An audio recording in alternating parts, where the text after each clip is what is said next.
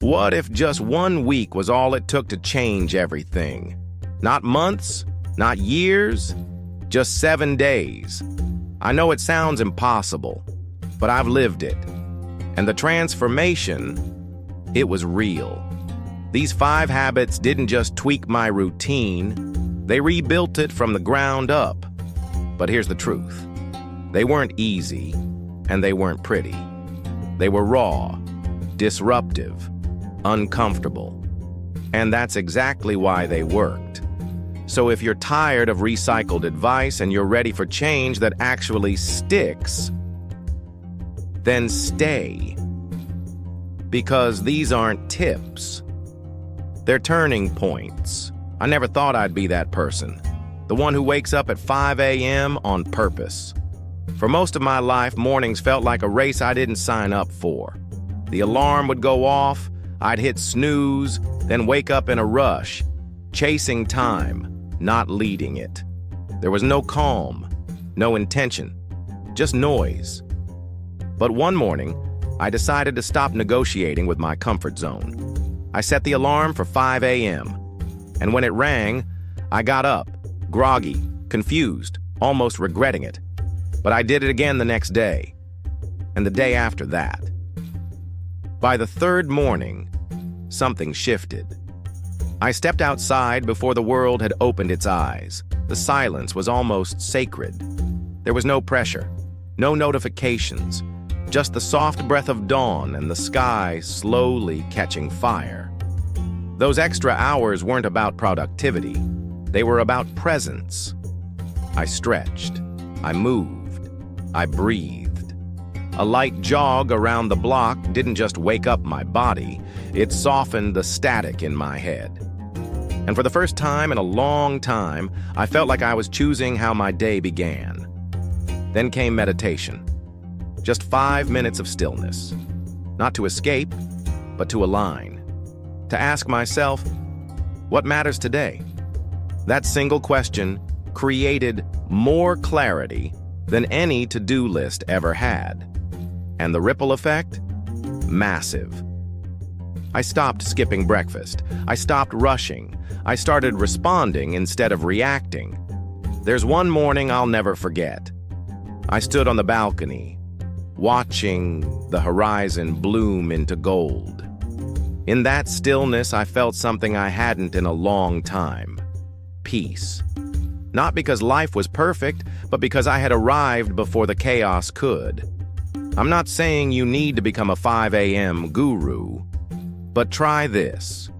Wake up 15 minutes earlier than usual, just enough to feel the edge of quiet, then expand from there, slowly, intentionally. Because waking up early isn't about beating the sun, it's about meeting yourself before the world starts shouting. I used to dodge workouts like they were optional chores. Every excuse sounded valid. I'm too tired. I've got no time. I'll start next week. But the truth? I wasn't avoiding the workout. I was avoiding discomfort. Then I made a deal with myself. Just 1 week, 20 minutes a day. That's it. No gym memberships, no pressure, just movement. I tried yoga one day, jogged the next, threw in a few bodyweight exercises the day after that. The first 2 days were brutal. My body complained. My willpower wavered. But by day 4, something cracked open. I woke up lighter, not physically, mentally. There was more space in my chest, more air in my thoughts. It wasn't just the sweat. It was the act of showing up for myself.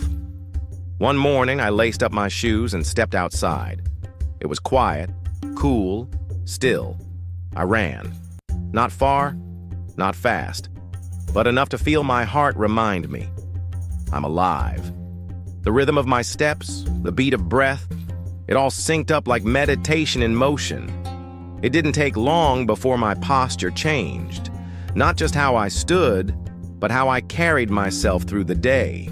Stronger, straight, clearer. Yoga, in particular, surprised me. At first, I felt awkward. Tight muscles, wandering thoughts.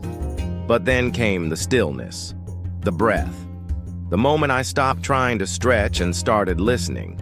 Daily exercise stopped being about burning calories. It became sacred time to disconnect from the world and reconnect with myself. Movement became medicine. If you're like the old me, stuck in hesitation, don't aim for perfect. Don't wait for motivation. Start with 5 minutes. Walk, stretch, breathe. Let your body lead.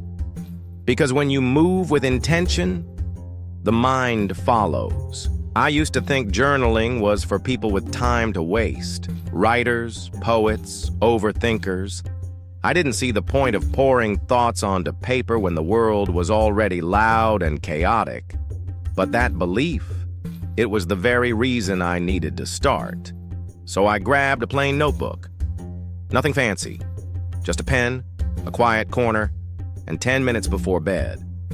The first page was awkward, blank, intimidating. What do you even write? A recap of the day? A confession? A checklist? I started simple. What did I feel today? What frustrated me? What made me smile?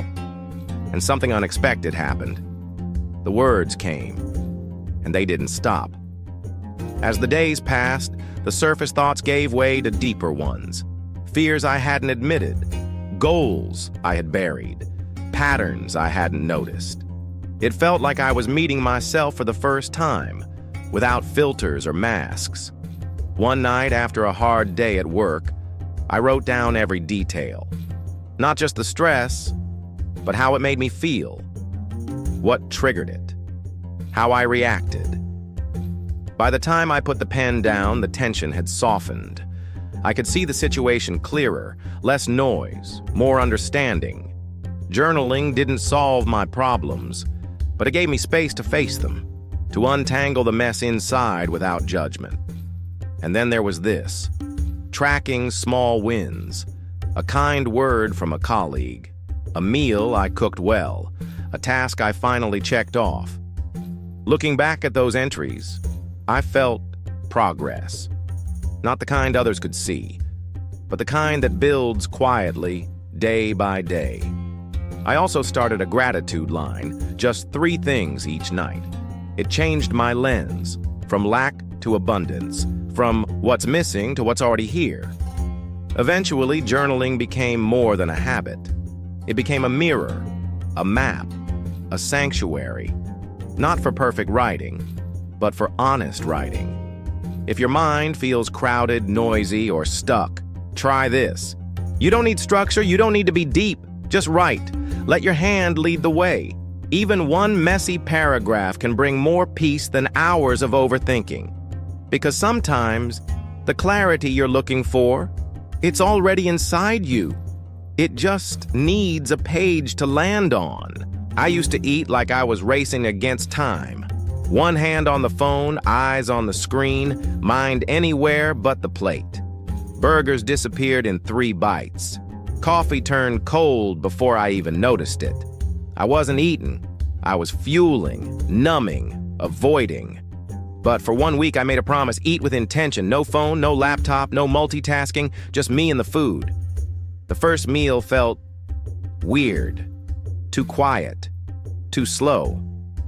I sat there, hands still, breathing deeper than usual. And then I noticed it. The crunch of fresh greens, the warmth of the spices, the texture of something I had eaten 100 times before, but never really tasted. I began each meal with a pause, 3 deep breaths. Nothing fancy, just a moment to remind myself. You're here now. Suddenly, meals became rituals, tiny meditations, a way to anchor myself in the present 3 times a day. And here's the shocker. I didn't just taste more, I ate less. Not because I was trying to restrict, but because my body actually had time to speak, to say, that's enough. There was one morning I remember clearly. A simple bowl of oatmeal, the usual routine. But that day I slowed down. Spoon by spoon, I noticed the texture, the warmth, the sweet echo of honey melting through. It wasn't just breakfast, it was presence, and it changed the tone of my entire day. I also began to notice how food felt after eating it. Processed snacks made me heavy, foggy. Whole foods left me light, focused. This awareness, this connection, led me to eat better without forcing it. Even emotional cravings started to shift. I no longer reached for sweets just because the day was hard. I asked myself, am I really hungry, or just tired, or lonely? Sometimes the answer was a walk or a phone call. Sometimes it was tea, and that was enough. Mindful eating isn't about perfection. It's not about counting bites or being hyper-disciplined. It's about respect for the food, for the moment, for your body.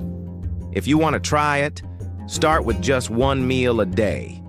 No distractions, just slow down, feel, taste, listen.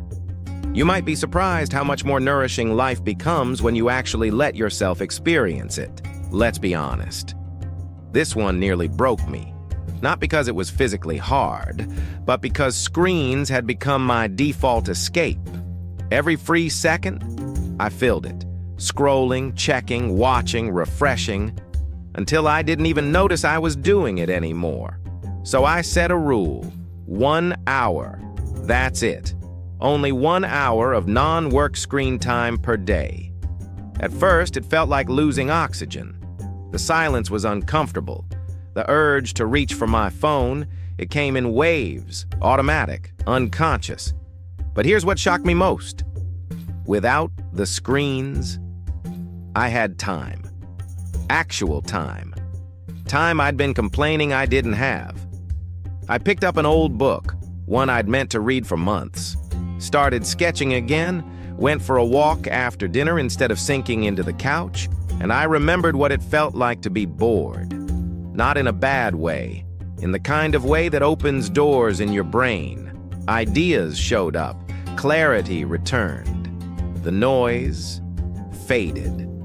One night, instead of watching another show, I sat at a cafe with nothing but a pen and notebook. I wrote. Not for content, not for performance, just for me. And I slept better, deeper. No more late-night blue light frying my brain.